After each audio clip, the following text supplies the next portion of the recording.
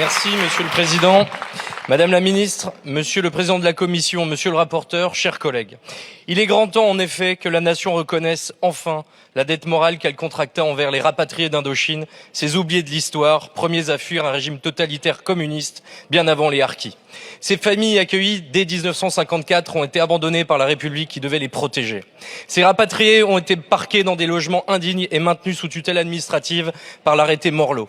Marginalisés, ils ont été traités comme des assistés et non comme des citoyens à part entière.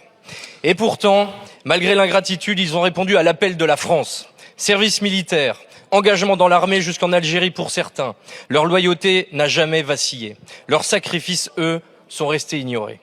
Ce que nous regrettons profondément, c'est que cette proposition de loi n'ait pas été le fruit d'un consensus national en nous excluant des cosignatures.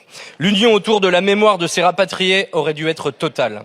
Au lieu de cela, la majorité a accepté que les héritiers idéologiques du dictateur communiste Ho Chi Minh, qui soutenait alors l'enseignant tortionnaire Georges Bodarel, co-signent ce texte. Et jusqu'au président de la République lui-même, qui s'est incliné il y a quelques jours devant le mausolée du dictateur vietnamien, sans un mot pour nos 80 000 morts en Indochine, ni pour les 44 000 rapatriés.